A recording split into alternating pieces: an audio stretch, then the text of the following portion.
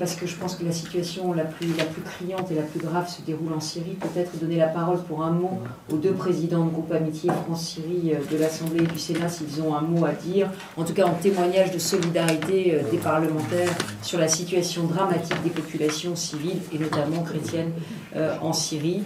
Et puis je tiens aussi à signaler, parce qu'il me l'a fait passer, qu'Alain Marceau, qui est député des Français de l'étranger, Afrique et Moyen-Orient, tient à mettre à votre... Dont la Syrie, bien entendu. Tient à vous faire connaître la lettre qu'il a envoyée et la réponse que lui a faite, qu'il a envoyée à Valérie Trierweiler à propos des femmes coptes kidnappées, mariées de force et converties de force à l'islam, et qui a donné lieu à une réponse de Madame Trierweiler. Bon. Je garde, si vous permettez. On va... Merci voilà. beaucoup. La parole est à messieurs Vial et Bapt. Bapt et Vial. Attends, moi, par courtoisie, je pensais laisser la parole à l'autre assemblée d'abord. Il me dit que je suis chez moi, mais je voudrais d'abord dire que je suis d'autant plus heureux d'être ici que j'ai l'impression que je suis le seul membre de mon groupe ou de la gauche, non, à être ici présent. Et ça m'ennuie un petit peu. Vous avez toujours été très ça m'ennuie un petit peu. Je ne sais pas si vous avez toujours singulier. Invité largement. On a invité tout le monde. Tous les députés? Oui, et sénateurs. Et sénateurs. Mais il n'est pas trop tard pour nous. On n'aurait pas pu. Mais on a le meilleur, Gérard, on a le meilleur. Mais c'est une question fondamentale, c'est que ce n'est pas un problème partisan. C'est pas comme ça qu'on l'a posé. Un problème, voilà, d'une approche qui est une approche à la fois humaine, comme cela vient d'être dit, et c'est une approche aussi qui est une approche géopolitique. Puisqu'il est bien clair que nous sommes très sensibles, en particulier à la situation qui est parfois désespérée des chrétiens dans un certain nombre de pays. Alors, on vient de parler de l'Égypte, passons sur l'Irak et l'aspect dramatique de la Syrie. Moi, je suis bien entendu tout à fait favorable à ce que ponctuellement il y ait des aides données à telle église ou à telle région ou à tel village parce qu'il a été agressé parce qu'il était chrétien. Mais moi, il me semble que sur le fond, il faudrait distinguer, surtout si l'on parle de constitution d'un groupe d'études, comme ça a été fait, il faudrait distinguer le problème des chrétiens en particulier, pour lesquels, bien entendu, et puis ça fait plusieurs années qu'on se réunit régulièrement, un certain nombre de parlementaires sur ce thème-là, à l'invitation de l'œuvre d'Orient.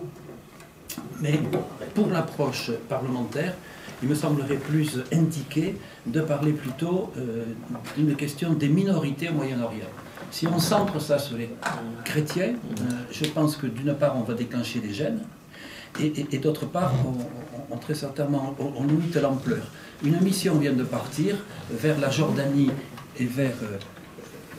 vient de partir... Non, ça marche pas. Vient de partir vers la Jordanie et vers le Liban ensuite, pour aller voir des réfugiés syriens. C'était une mission œcuménique. Il y avait l'imam de Drancy aussi qui y a parti. Je crois qu'ils sont partis hier. Donc ça, c'est très très important. Et c'est le problème des minorités religieuses, culturelles. On pourrait aussi évoquer d'ailleurs des minorités qui sont à la fois culturo-religieuses, comme les Alévis en Turquie. C'est quand même 10% de la population. Ils sont persécutés à l'heure actuelle par le gouvernement dans son orientation turque. Voilà, donc moi c'était la chose sur laquelle d'emblée je voulais insister, c'est que j'avais d'ailleurs écrit, ça fait 2 ans maintenant, au début des événements dramatiques en Syrie, une tribune co-signée avec Jean-Marc Le Fur, et où on parlait de la question des minorités, en ayant bien entendu en tête la question des chrétiens en Syrie qui sont particulièrement visés, mais les alaouites le seraient aussi, peut-être même de manière plus pire et plus radicale.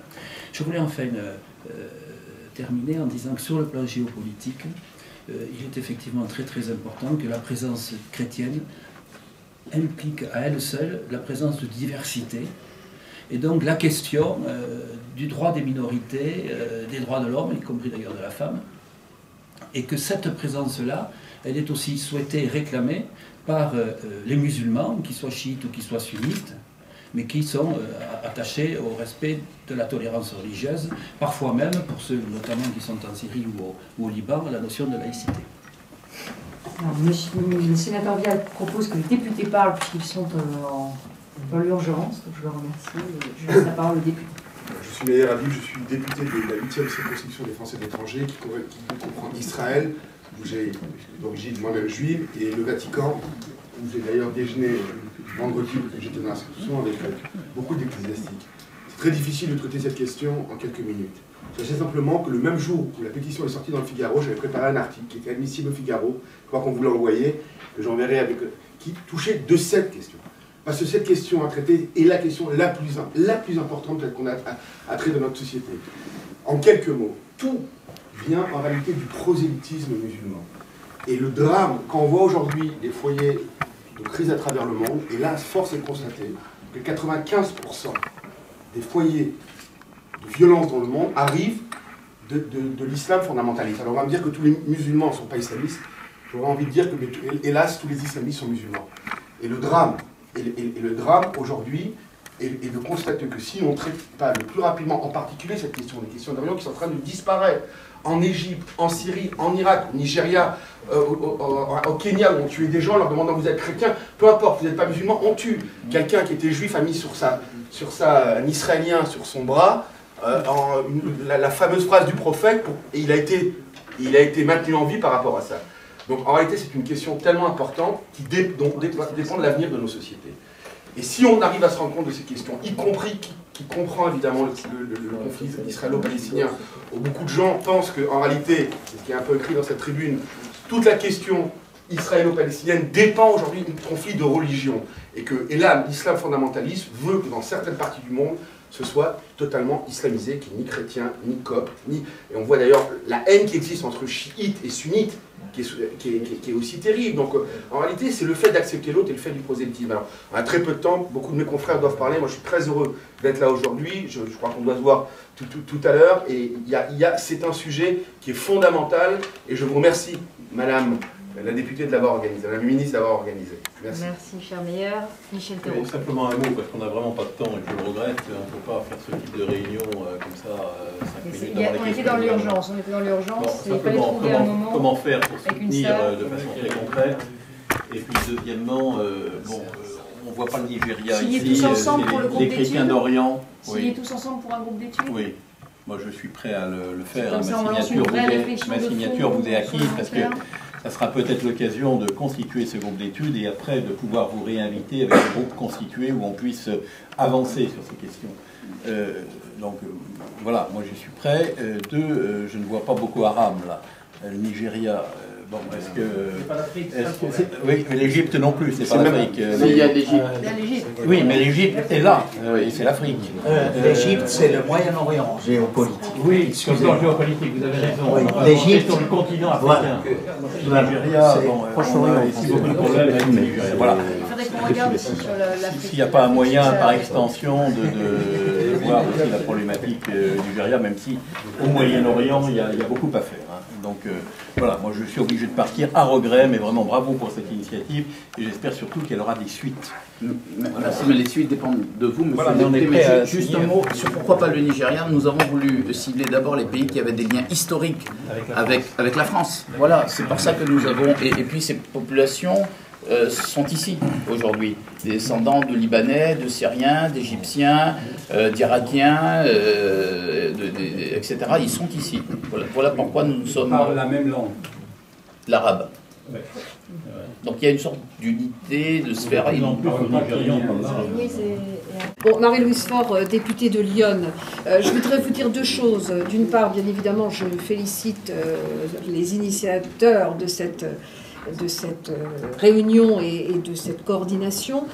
Je suis bien évidemment fondamentalement pour un groupe d'études et je voudrais vous signaler que lors du mandat précédent, il y a eu un groupe d'études qui est arrivé à élaborer un document qui pourrait peut-être nous servir pour au moins commencer à travailler là-dedans. Donc je m'engage à vous le fournir.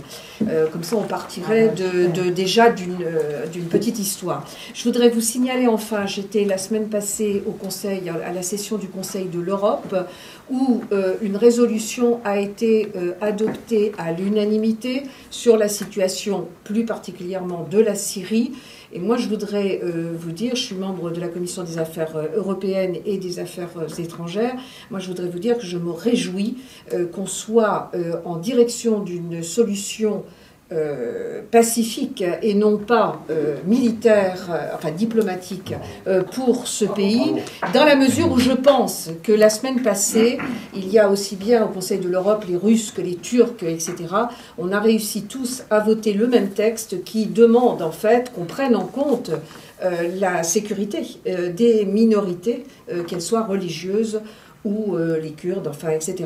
Donc je pense que cette prise de conscience augure plutôt bien, il faut quand même amener un peu de positif dans tout ça, augure bien d'une prise de conscience et peut-être d'une résolution à court, moyen, enfin le plus court terme possible. Enfin, je voulais vous dire ça parce que ça me semble important qu'il y ait cette prise de conscience et qu'on ait réussi autour d'un texte à s'exprimer de façon chacun avec nos sensibilités bien entendu, mais qu'on arrive à voter unanimement pour un texte de ce genre. Voilà.